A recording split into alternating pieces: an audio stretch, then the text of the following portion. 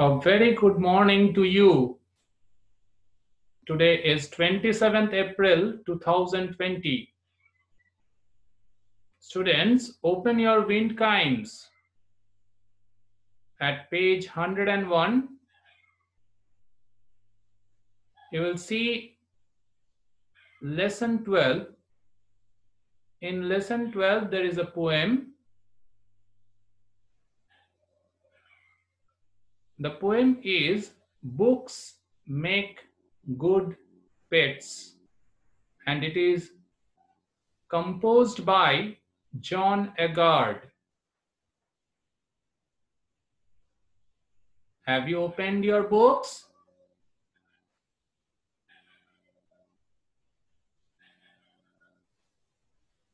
Now, follow the screen. You will at first be introduced with the poet and the theme of the poem.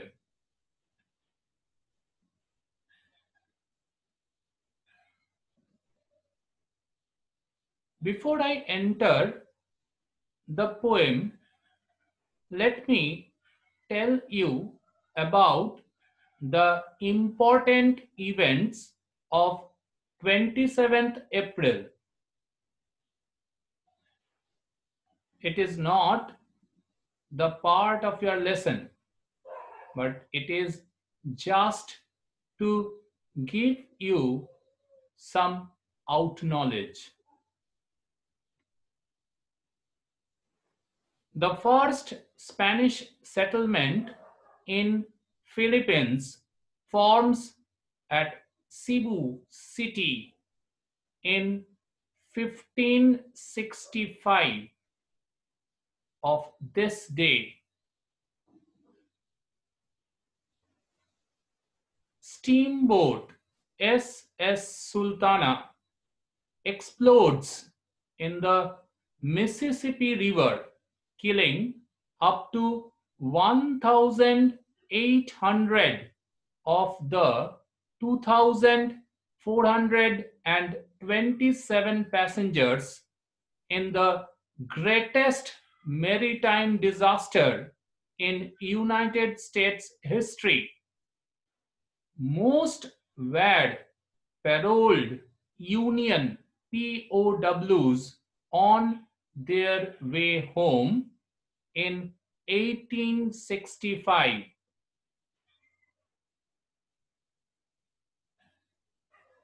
The Australian Labor Party under Prime Minister Chris Watson becomes the first Labor government in the world in 1904. Italian partisans capture Benito Mussolini at Dongo, that is Lake Como, in 1945.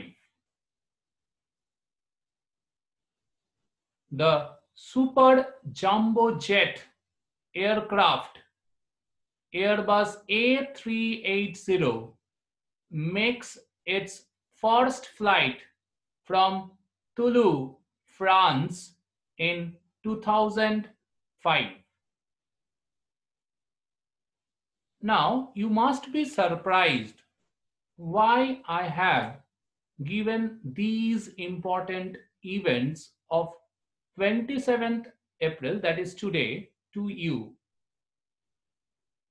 This is just an instruction, or better, a suggestion to you that you must develop a habit of learning important events of every day.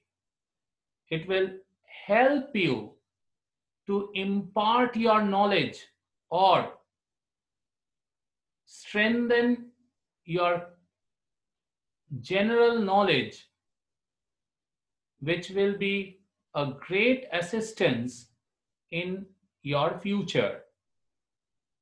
So from today onwards, you must collect the important events of each day as your hobby.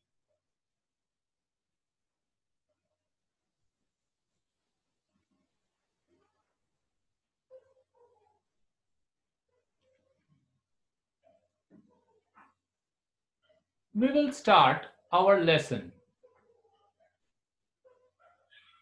Look at the title of the poem. Books make good pets. The title of the poem gives us a vague explanation about a comparison between books and pets.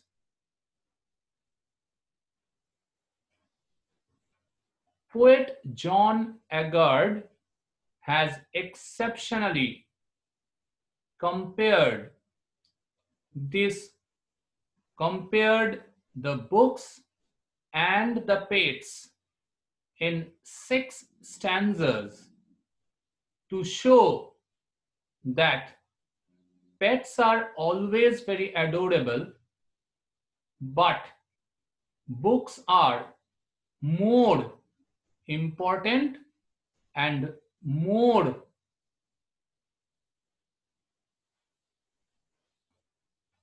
to us in our life. That means books are always our pleasure in all time.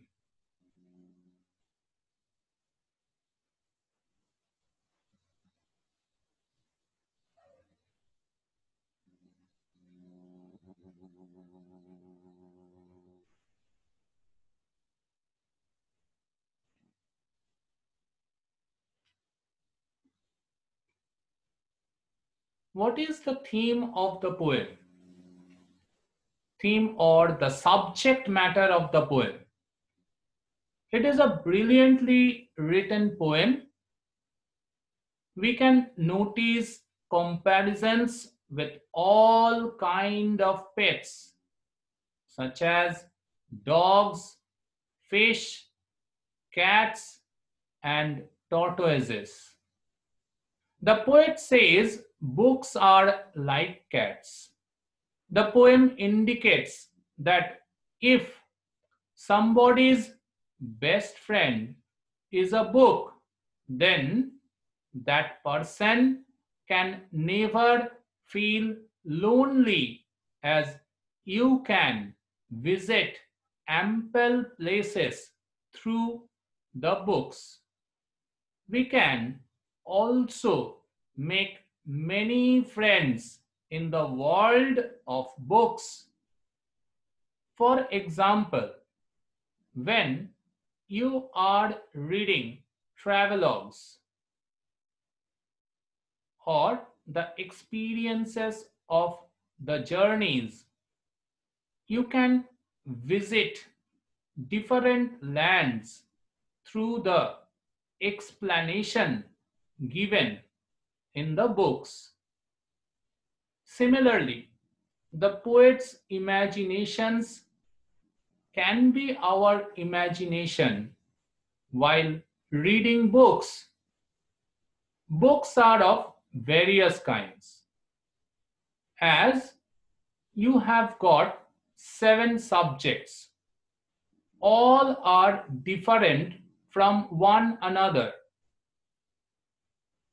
All the books cover different subjects, and you are gaining knowledge about different things from those books every day. So, I mean to say that books are never monotonous. They are always a good friend to us, imparting knowledge of different kinds to us every time.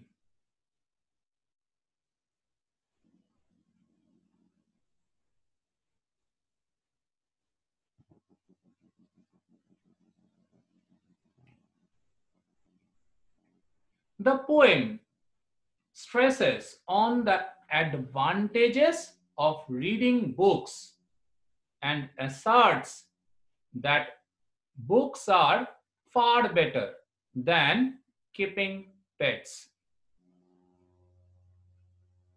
Some of you may be thinking that books cannot be better than your pets.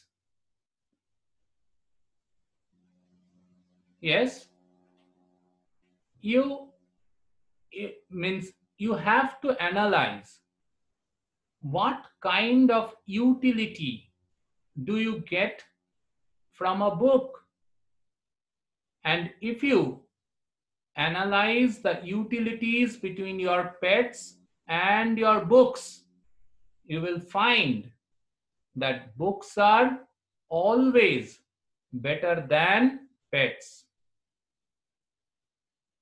They are, in fact, paper pets. If you consider books as pets, then books are no less than pets. So if you name them, you can call them as paper pets. In every stanza, the poet draws an analogy. Now you must know the meaning of analogy. What is analogy? Analogy means a comparison between one thing and another, typically for the purpose of explanation or clarification between a pet animal and a book.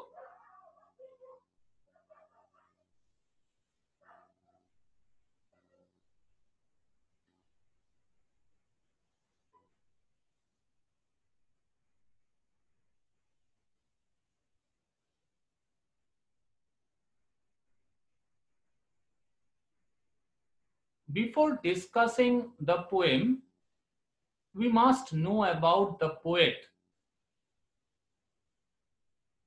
The poet of this poem is John Agard, as I have already said to you.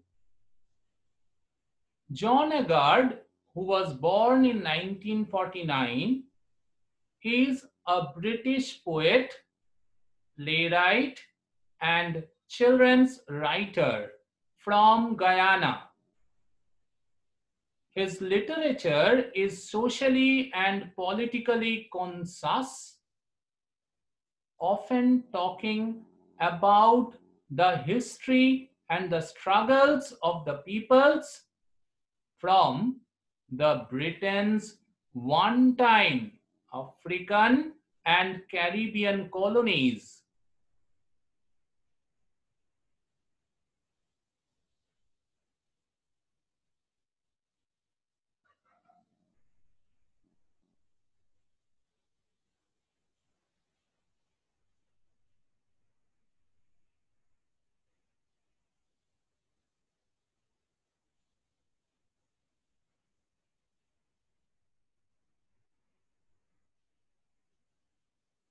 Why do we keep pets?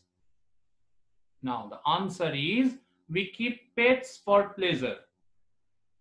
Some people keep dogs as pets, others keep cats, birds, pigeons, or rabbits as pets. Pets are like our family members. As they stay with us, they slowly becomes one of our family members. We are very careful about them. They are carefully fed by us. Pet owners always protect their pets from danger. Now, if you consider dogs, dogs even sometimes protect us from danger. For example, If the strangers are around your house, dogs start barking. You are warned and you become cautious about the arrival of any stranger.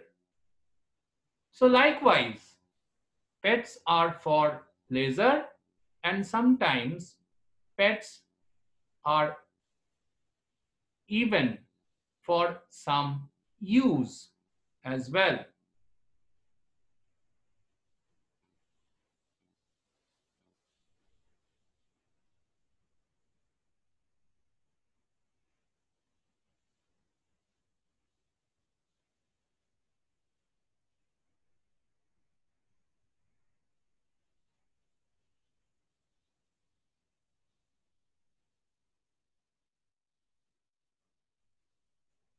Why are dogs kept as pet? If I ask you, you can answer me if you have pet dogs at home, because you know that special feeling you get when you arrive home after a long day of school, to be greeted with a wagging tail and a few excited licks to the face. When you experience the unconditional love of a dog, you know why the dog is called man's best friend.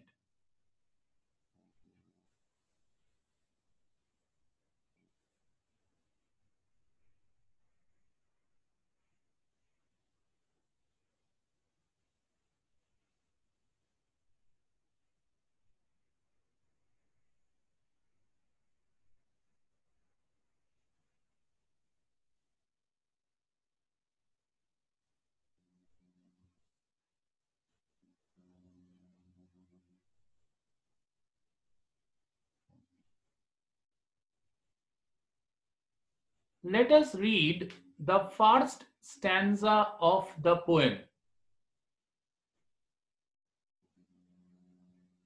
Books make good pets and don't need going to the vet. You don't have to keep them on a lead or throw them a stick. They will wag their tails when you flick their dog eared pages.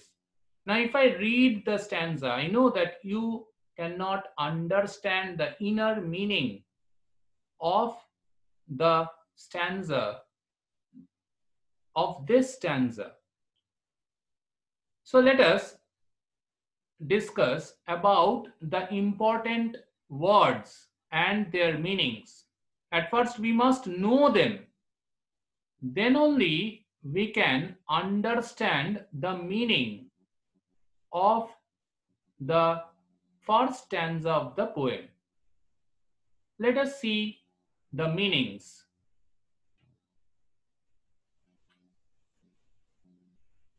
I think these are the 4 words in your first stanza which you must know in order to understand the meaning of the first stanza of your poem.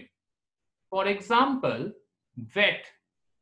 Vet means a veterinary surgeon. Lead. Lead is a strap or cord for restraining and guiding a dog or other domestic animal. Flick. Flick is a word.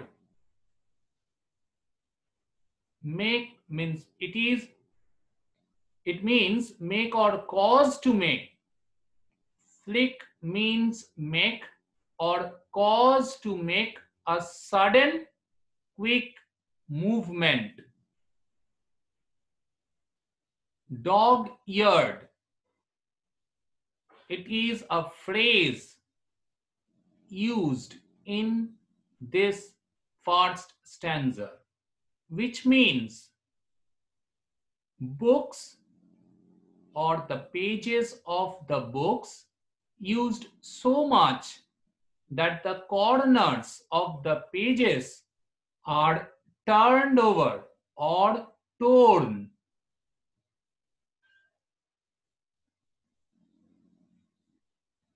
You must understand the meanings of these four words.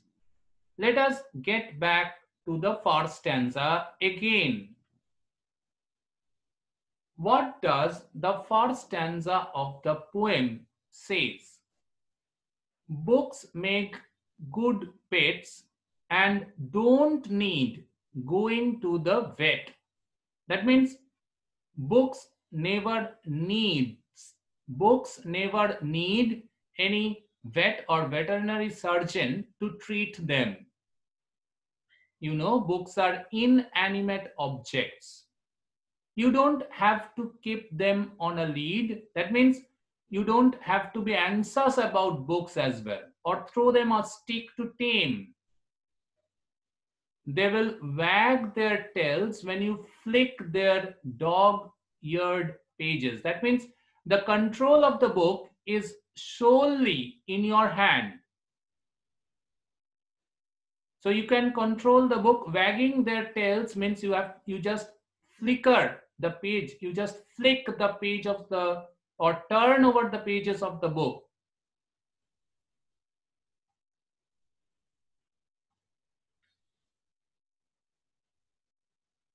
Now what is the substance of the first stanza of the poem? Let us see the substance of the first stanza of the poem. The first stanza refers to dogs. That you have understood from the reading of, after that you have understood after reading the first stanza. Unlike dogs, now it is what the poet means in the first stanza.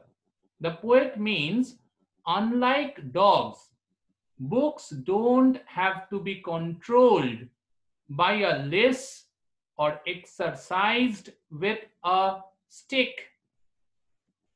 Because books are inanimate objects and they do not have their own will. Books are forever faithful, wagging their devoted pages like tails. You can work upon books, or you can turn over the pages of the books according to your will.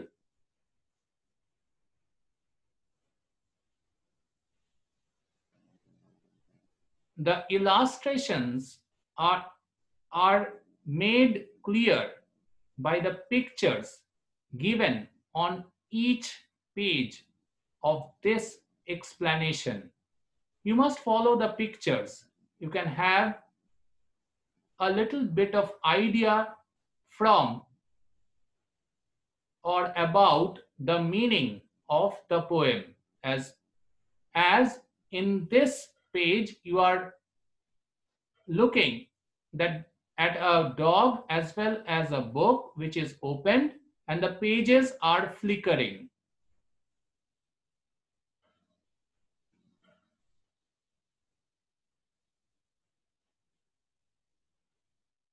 Hope you have understood the first stanza of the poem.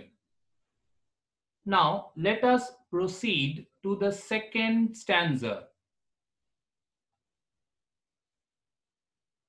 Before I enter the second stanza, I must ask you a question. Why are cats kept as pets? You must have your own idea. Let me explain you what I feel. Cats are wonderful domestic pets. They are very cute and sweet and very gentle too. Cats are bubbly and lively as well. They keep us safe from the pests like mice. I also have a cat as my pet and I love her very much. Don't you have cats at your home? Yes, all of you have. They might be tamed or they may not. They just wander about your houses and all of you provide food to them. Am I right?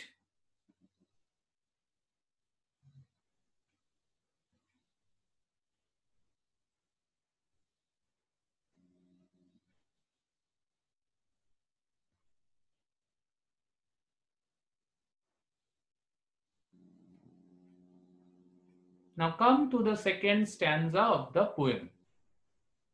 Before the explanation, we must read the second stanza.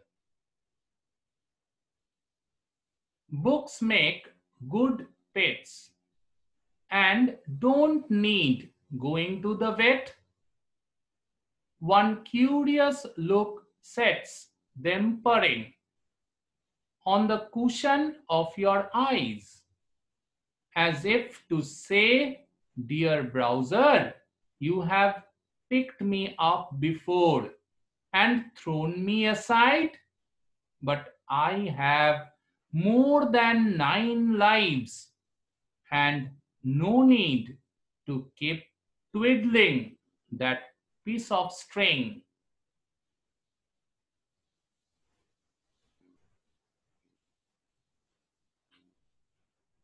Before I explain the second stanza of the poem to you, let me say about some important words and their meanings.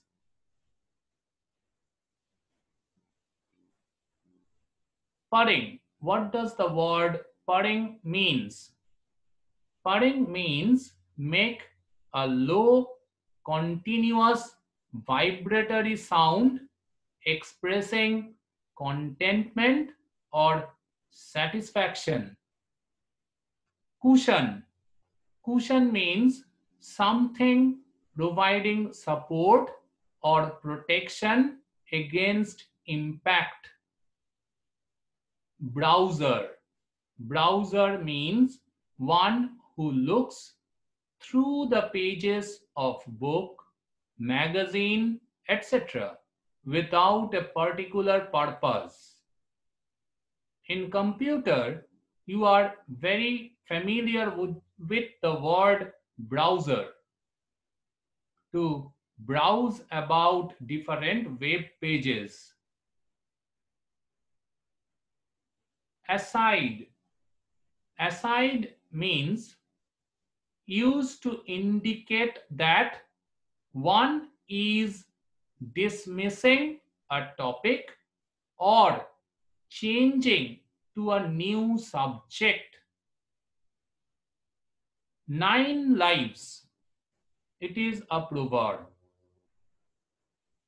Cat has 9 lives is a proverb.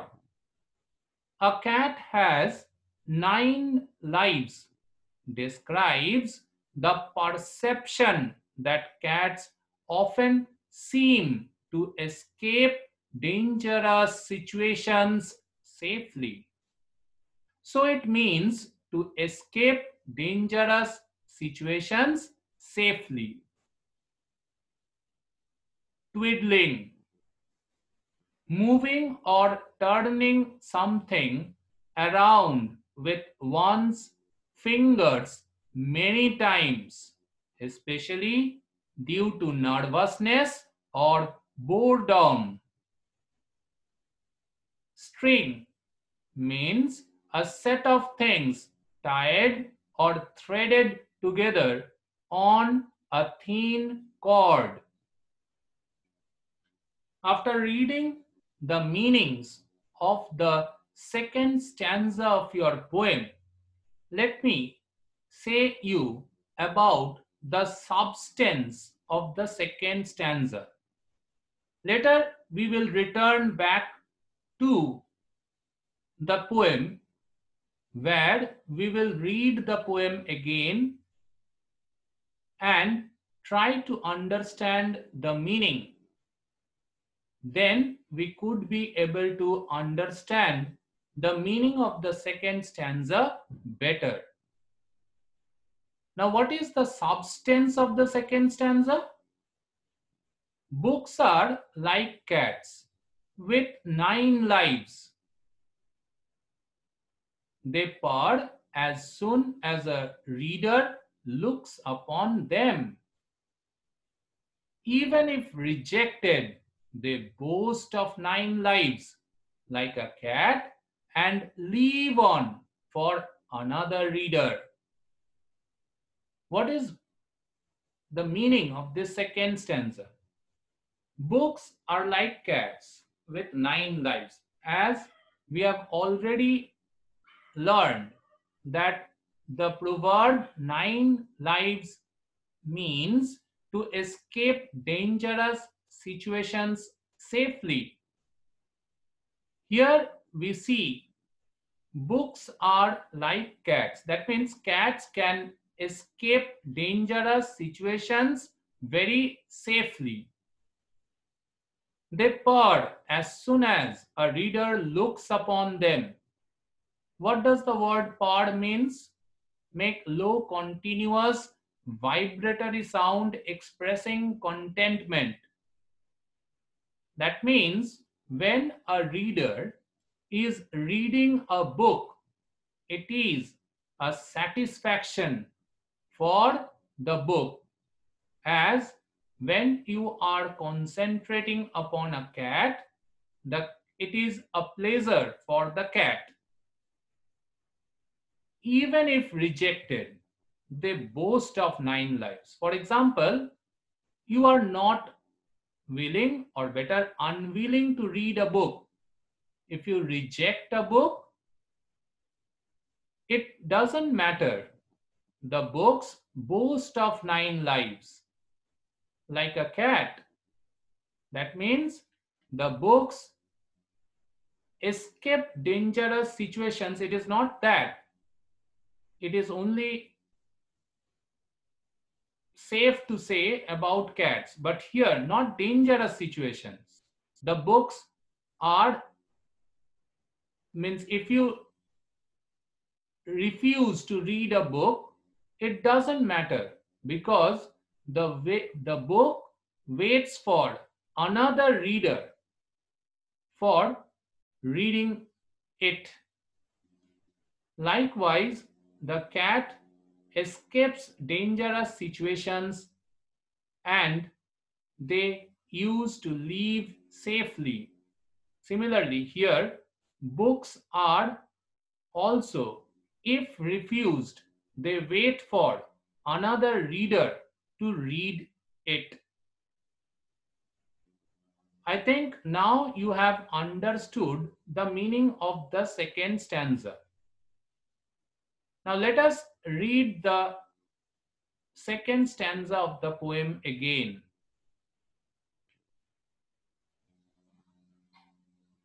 Books make good pets and don't need going to the vet.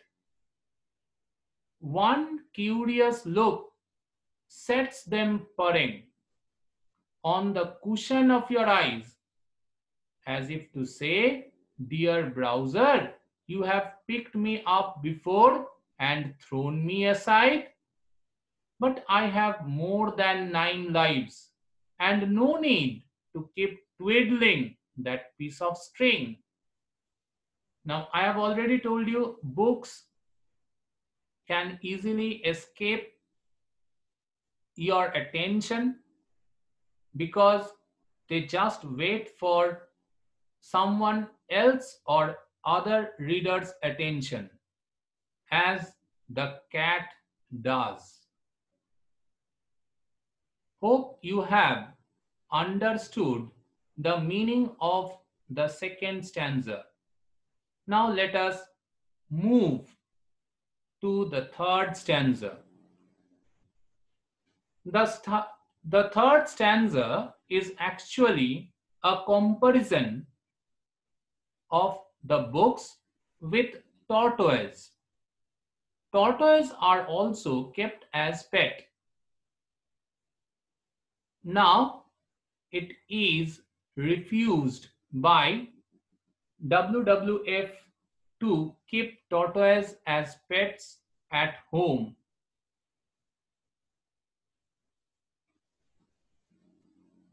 But pet tortoises are popular pets for many people since they are quite cute, especially as hatchlings, and don't shed any fur.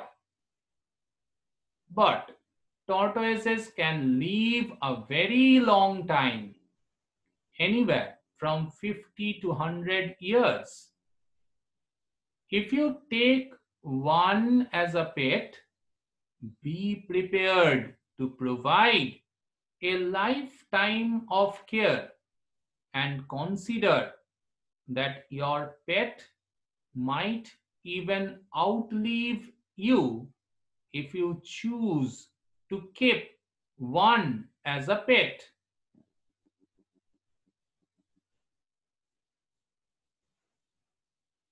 Tortoises are always long lived. So, tortoise, whenever you are keeping tortoise, it so happens sometimes that even at the end of your life, you could have found that the tortoise is outliving you. That means it is still alive.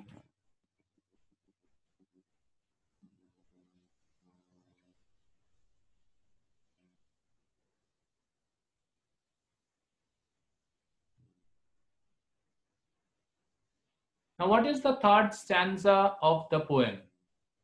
Books make good pets and don't need going to the vet. They will hibernate in the shell of their covers and patiently wait as long as centuries to be rediscovered in their own good time, when some reader rolls them over on their cracked spine.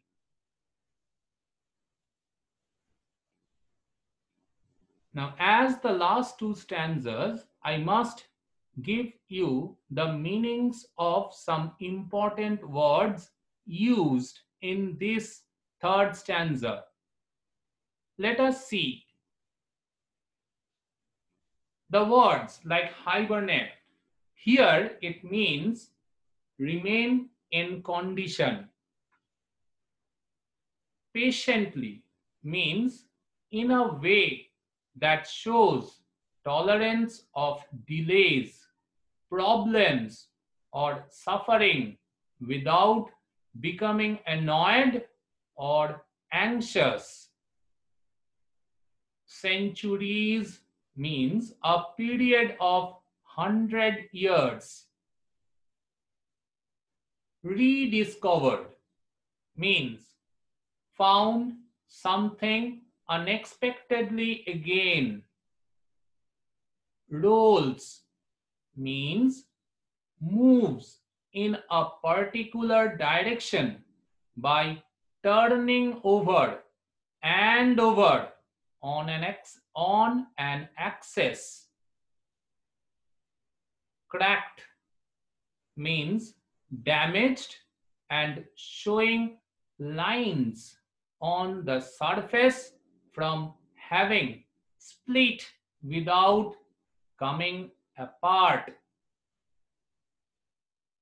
spine means the part of a book that the pages are fastened onto.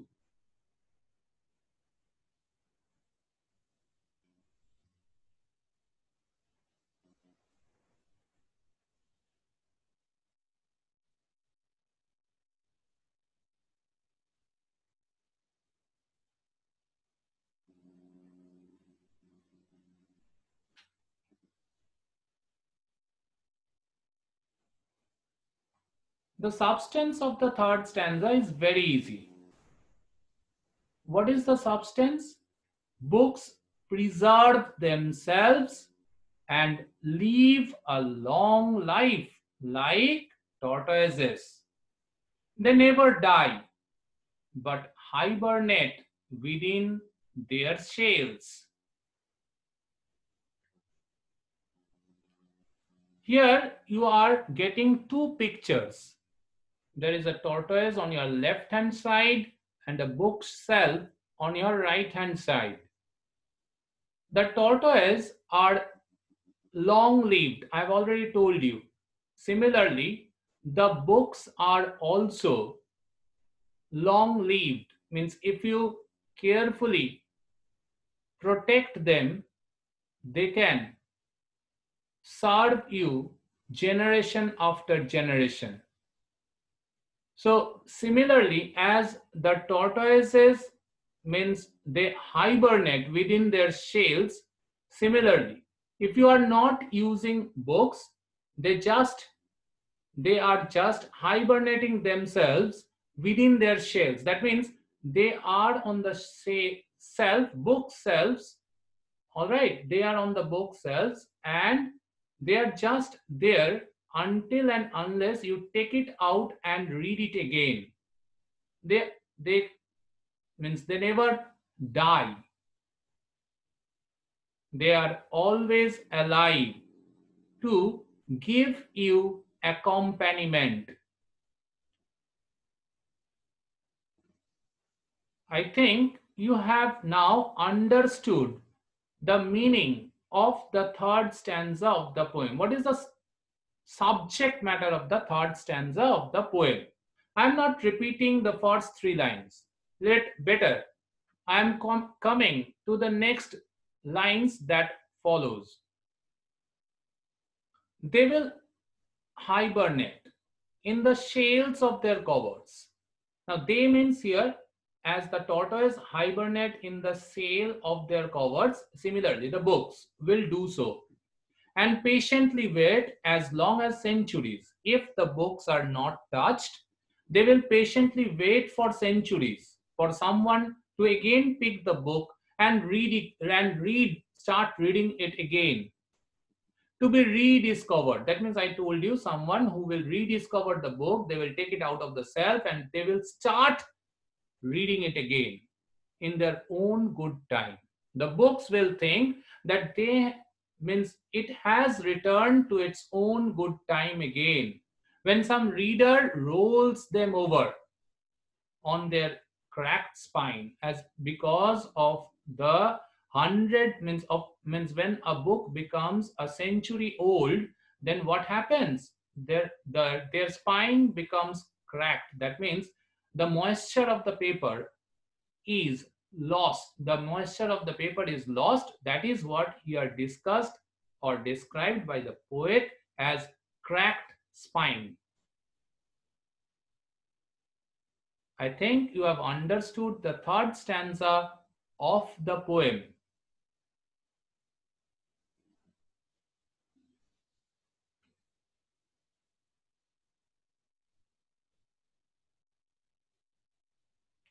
Now let us move to the final stanza or the fourth stanza of the poem by John Agard. Here it is told about fish. Number of people keep fish as pets. Fish with different colors and shapes make truly wonderful pets for people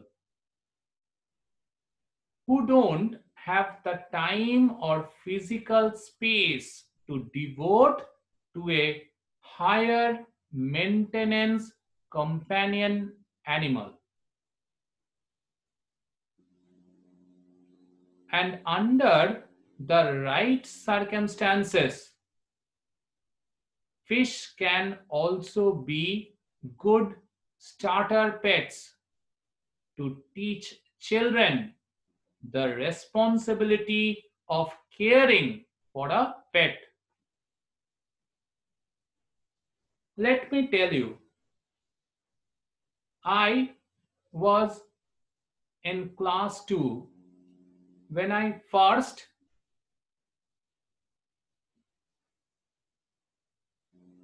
kept fish as pets.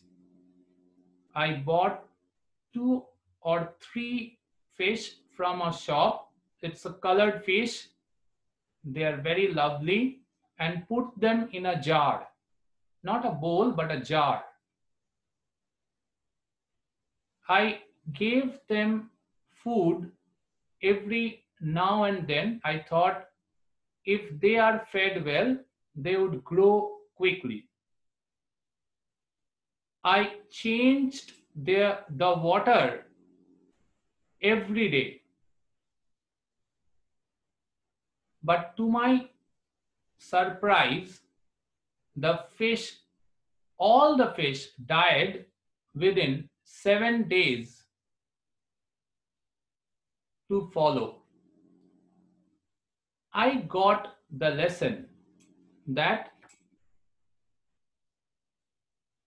the fish also need to be given the environment for their their proper habitat for their living.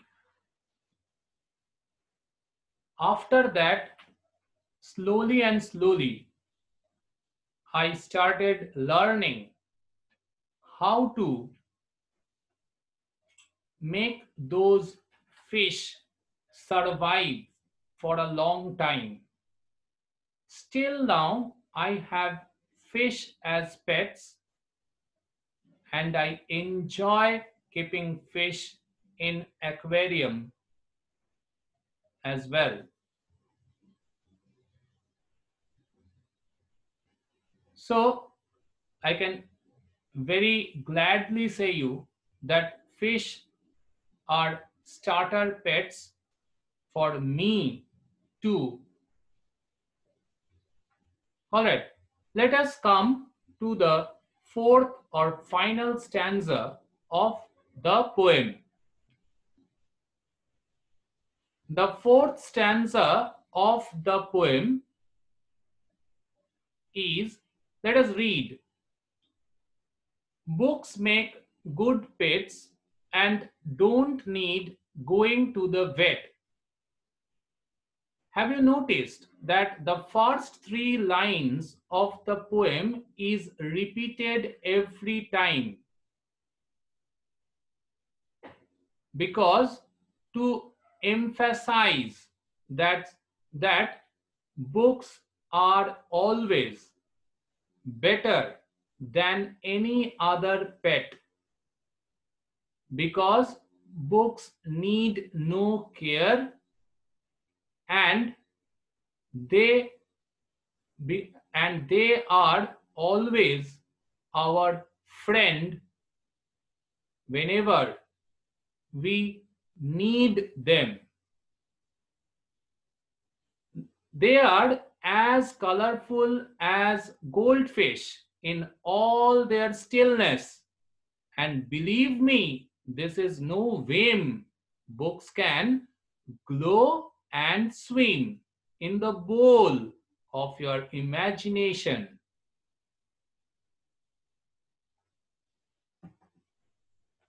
So this is the fourth stanza of the poem. But I again say you that before I explain the fourth stanza, let me tell you about the important meanings from this stanza. I have selected 4 words like stillness, which means the absence of movement or sound. Whim means a sudden desire or change of mind, especially one that is unusual or unexplained.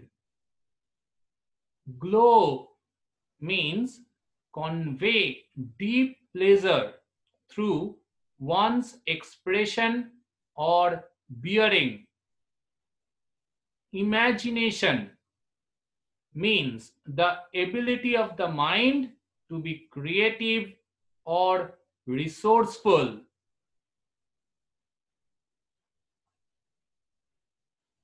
What is discussed in the 4th stanza of the poem?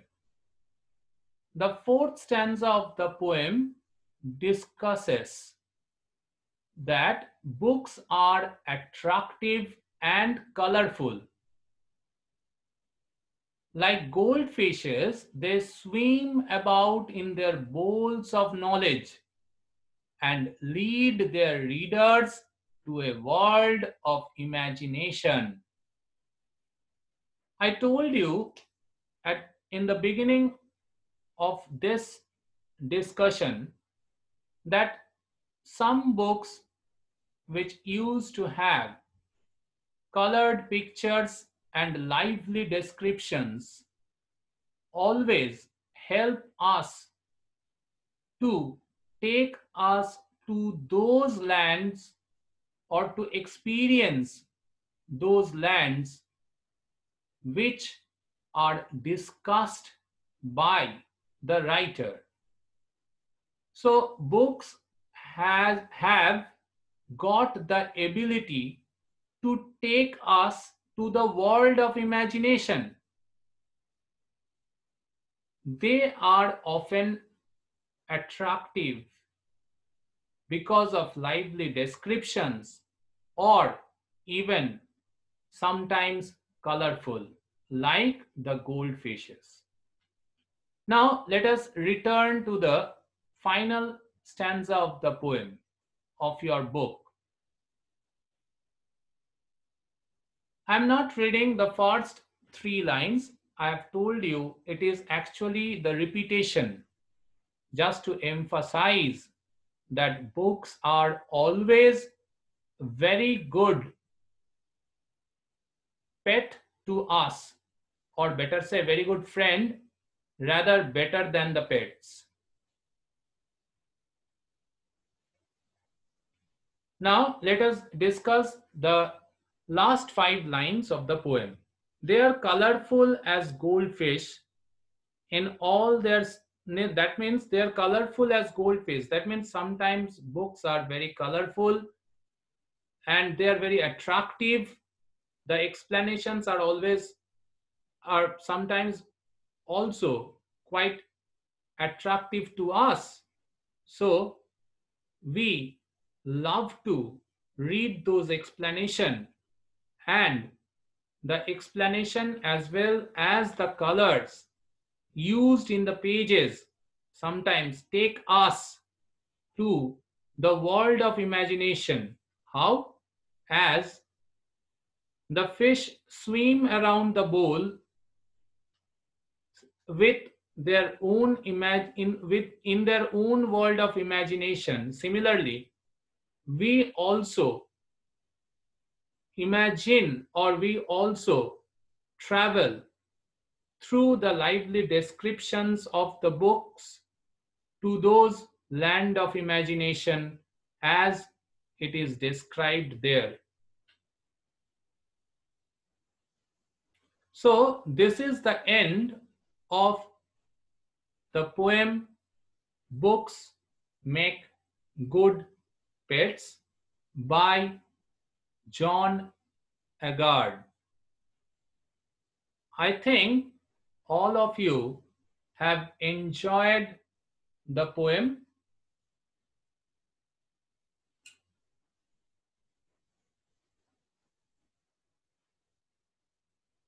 you must have understood the poem as well. And this is the final lesson of your second summative evaluation. Now, in every class, I have said we are going through a very difficult time, and so it is always good for us to stay home and stay safe.